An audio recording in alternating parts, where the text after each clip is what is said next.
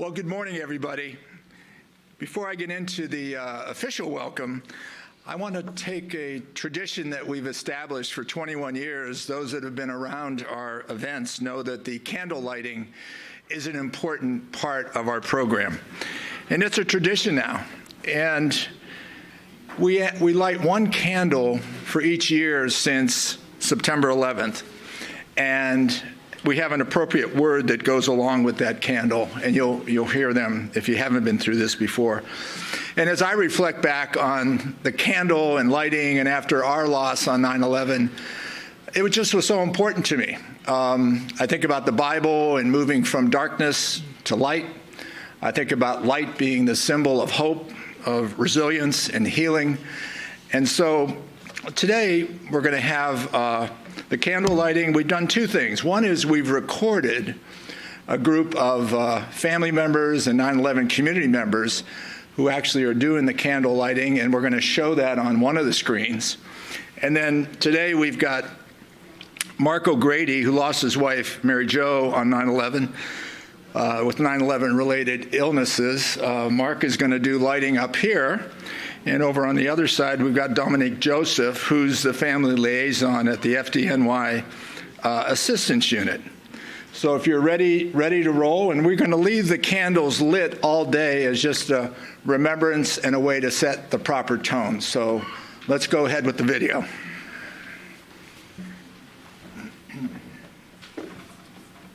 As we gather on this 21st anniversary year, we light these 21 candles for 21 years since 9/11/2001 to commemorate the lives of our loved ones and to honor the dignity, courage, resilience, and unwavering spirit of the families, friends, rescue workers, and survivors, and all those who were affected by the tragedy. Commemoration. This candle represents commemoration. On this 21st anniversary of the September 11th attacks, the words of poet Thomas Campbell come to mind. To live in hearts we leave behind is not to die. Faith. This candle represents faith. We thank those from around the world who pray for our families and our country. We thank our religious leaders for providing spiritual guidance and support. Our faith, family, and friends continue as enablers towards continued strength and resilience. Love. This candle represents love, the everlasting love that we will always carry in our hearts, for our loved ones and for each other. Love sustains us and helps us heal. Love brings light into the darkest of times. Family. This candle represents the bond of family and the connection we share during good times and bad that sustains us over time. Our shared experience on and since 9/11 binds us as one. Friendship. This candle represents friendship. We are thankful for the unwavering bond of long-standing friendships that have enriched our lives, as well as friendships developed in the days, months, and years following 9/11. Friendship is our blessing. Community. This candle honors our communities. We light this candle to celebrate our communities. As Marianne Williamson said, in every community, there is work to be done. In every nation, there are wounds to heal. In every heart, there is power to do it. Healing. This candle represents healing. We light this candle for all within the 9/11 community who have been on a healing journey for the past 21 years. In particular, we wish for healing for the responders and survivors suffering from serious medical and mental health conditions as a result of their selflessness in responding to the attacks. Courage. This candle represents courage. The courage of the brave responders on 9/11 and today's men and women who serve in the military and courageously risk their lives to protect our freedom. May they return safely to their families. As Winston Churchill remarked, courage is rightly esteemed the first of human qualities because it is the quality which guarantees all others. Gratitude. This candle represents our gratitude for the support that friends, family, and strangers provided to our families through their thoughtful deeds and heartfelt generosity. So many stepped forward to help in so many varied ways, and were there at times simply to listen and to offer hope. Charity. This candle represents charity. Truly, we have witnessed firsthand the generosity and helpfulness for all impacted in our time of need. Your acts of charity were done without expecting something in return. In the words of Mother Teresa, it is not how much we give, but how much love we put into giving. You gave us love. Compassion. We light this candle to represent compassion. Both the compassion shown to those suffering, as well as our personal capacity to show compassion to others. Compassion is our way to feel what others are feeling and to help confront the suffering. Peace. This candle represents peace. We pray for peace in our hearts and in our lives. We pray for our leaders, both here in the United States and abroad, to continue to work together toward world peace. We must strive for peace. Hope. This candle represents hope. Hope for the future of our families, our communities, our nation, and our world. As Desmond Tutu stated, hope is being able to see that there is light despite all the darkness. Advocacy. This candle is for the incredible advocacy work done by those who have advocated for health benefits and compensation for those impacted by 9/11, and the thousands of caregivers who have compassionately cared for those who have suffered medical and mental conditions, including the pandemic. Kindness. This candle represents every act of kindness, large and small, that has been shown to the families of those who have been touched by 9/11 from around the world. The friendly and considerate support from so many helped all of us through our time of need. Resilience. This candle we light to celebrate resilience. The power of the human spirit and personal strength demonstrated by so many has provided us with a pathway to hope and recovery. We should be proud of our personal growth and the resilience we've all built. Tolerance. This candle represents tolerance. In challenging times, may this candle illuminate the importance of personal and group tolerance in sympathy or indulgence for beliefs, opinions, or practices differing from or conflicting with one's own. Optimism. This candle represents optimism. We look ahead to the future with hopefulness and confidence now that 2 decades have passed. Our optimism reflects the satisfaction of personally growing these past 21 years and is strengthened through our growing resilience.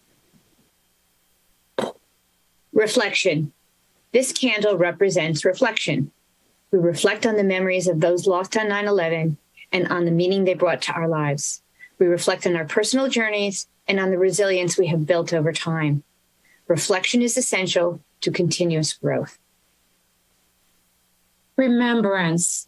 This candle we light in remembrance of the 2,977 who lost their lives on September 11th, 2001, and the more than 5,200 who have perished of 9/11 related illnesses since.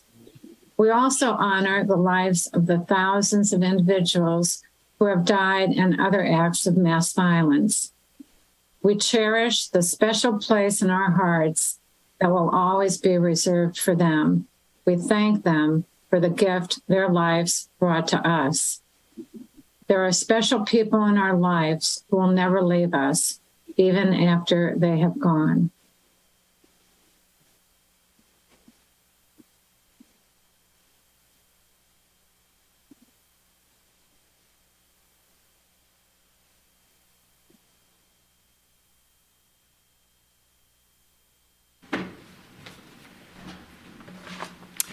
Good morning. I'm Bonnie McNamara, Chair of the Voices Board, and I want to welcome you to the second day of the Voices Symposium, Looking Beyond the 20th Anniversary. I also want to extend a special welcome to all the families who are joining us today. Collectively, we have over 1,000 individuals who are attending both days across the board, virtually and in person, representing 28 states, and I gather from last night, 16 countries, because we added Italy. So we're thrilled that we have such global reach, a testament to the excellent, impactful work of Mary and Frank Fetchet and the staff of the Voices Center for Resilience. I have been with Voices since the beginning. My late husband, Eamon McEneaney, was on the 105th floor of the North Tower. So I appreciate personally the excellent work that Voices does. Although a global issue, we read every day about the mental health crisis in this country, augmented by the pandemic, but also magnified by the huge growing volume of acts of mass violence. And just since the beginning of this year in the US, we've had over 400 mass shootings. We had a very successful first day of the symposium yesterday with the theme, Building Trust in Turbulent Times. Most of our presenters came with a background of law enforcement, including our symposium partners, Linked and Invictum. We were reminded of all the growing threats that we face. Domestic violence, such as neo-Nazism and anti-political extremists, and expanding al-Qaeda and Taliban, the threats of Iran and Russia, and youth violence with younger and younger perpetrators, and the almost ubiquitous nature of gun ownership. One thing that they all have in common is the traumatic impact on the mental health of victims. And I'm going to say that again. One thing that all these acts of violence that we have been experiencing have in common is the traumatic impact on the mental health of victims. By sharing the many lessons learned and those we continue to learn through work with the 9/11 community and others, Voices remains dedicated to helping those affected. I am Frank Fetchet, and Mary will come up shortly. So, but I want to add to Bonnie's comments, and thank you, Bonnie, for those words, and thank you for your leadership as our board chair for quite some time now. Well, today, as Bonnie said, I want to welcome everybody in the room, and the live streaming has really turned out to be a wonderful thing for us in getting the message out. So I want to welcome those that are watching live.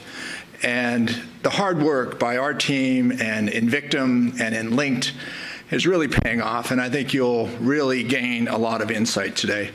Today is, I call it 9/11 Day. 9/11 Day in the sense that we query we have 20,000 people registered with Voices. We go out and ask, what's on your mind? What are the topics that make sense for the anniversary? And we built the agenda around that. And even if you're not a 9/11 family member, responder, or survivor, I think you'll find that, as Bonnie was talking about, there's a similarity to what happens after these mass violence incidents, and there's a lot to be learned through what we're going through as a 9/11 community as it applies to Parkland and Orlando and Charleston, et cetera.